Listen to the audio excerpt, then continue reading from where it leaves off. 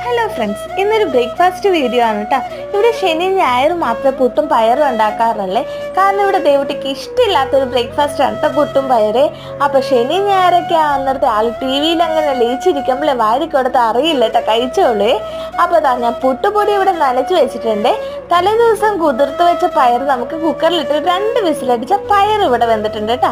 പിന്നെ ഒരു ചീനച്ചട്ടിയിലേക്ക് കുറച്ച് എണ്ണ ഒഴിച്ച് കടുക് പൊട്ടിച്ച് ഇഞ്ചിയും വെളുത്തുള്ളി ഉള്ളിയും പച്ചമുളകും കറിവേപ്പിലൊക്കെ ഇട്ട് ഒന്ന് മൂപ്പിച്ചെടുക്കണേ.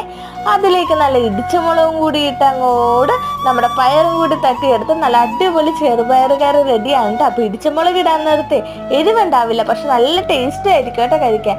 അപ്പോൾ അതാ നമ്മുടെ പുട്ടുപൊടിയിലേക്ക് ഒരു പിടി തേങ്ങയും കൂടി ഇട്ടിട്ട് നന്നായിട്ട് കുഴച്ചിട്ട് ഞാനത് ഇഡ്ഡലി പാത്രത്തിലാണ് കേട്ടോ ആവി കയറ്റി എടുക്കുന്നത്. അപ്പോൾ ടപ്പേന്ന് പരിപാടി കഴിയുമല്ലോ. അപ്പോൾ അതാ 5 മിനിറ്റ് ആയപ്പോൾ പുട്ട് റെഡി ആയിട്ടുണ്ട്. അപ്പോൾ നല്ല ചൂട് പുട്ടും ചെറുപയർ കറി. അപ്പോൾ ഇന്നത്തെ വീഡിയോ ഇത്ര അല്ല കേട്ടോ.